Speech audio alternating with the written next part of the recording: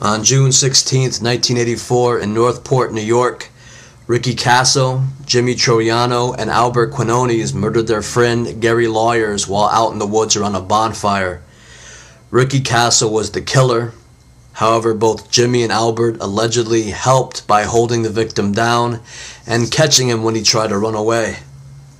They were all high on PCP, acid, and mescaline the night of the murder. Ricky Kasso stabbed Gary Lawyers around 30 times and then left his body in the woods, later to return with kids from the area to view the decomposing corpse.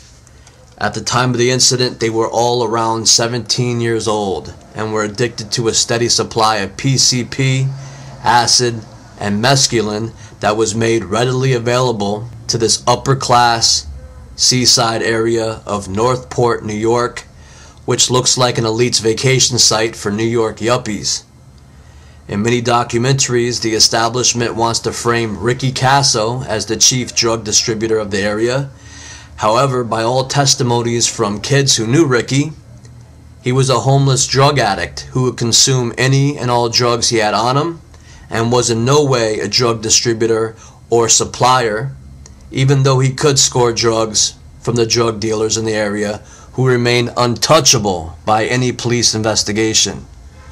As a young teenager, Ricky Kasso's parents had tried to hospitalize him for his emotional and drug problems, but he relapsed after his release and often had trouble at home, preferring to stay at friends' houses or sleep in cars.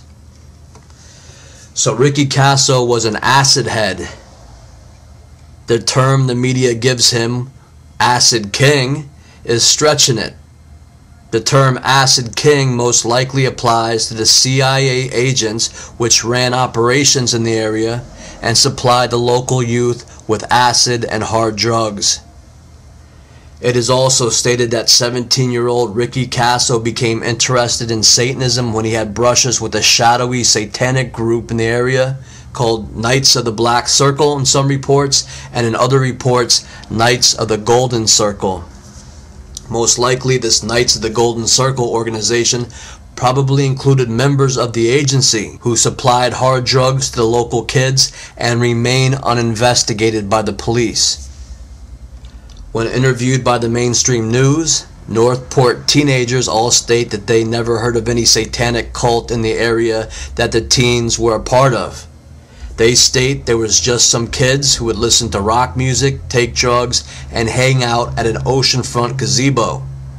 As these local Northport kids could tell you, Ricky Kasso was less a Satanist and more a drug addict and high school dropout who crashed at friends' houses so he didn't have to get lectured by his parents, who were both high school teachers.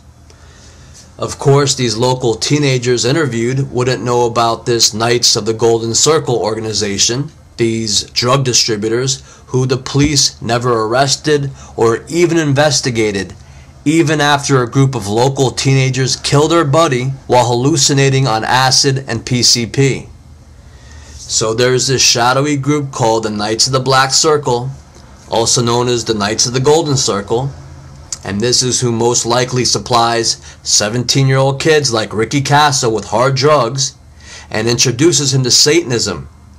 However, in the establishment's documentaries and reports, they state that Ozzy Osbourne and the local public library is what introduced Kasso to Satanism. They say that Ricky went to the library where he looked up books on Satanism. This is about the same as looking up Satanism in the dictionary or in a set of encyclopedias.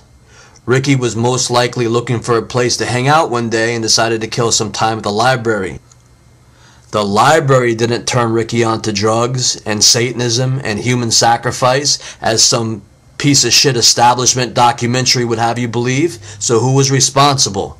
It was this organized, well-funded, and high-level satanic cult that the local kids interviewed would have no idea about who's responsible for these murders.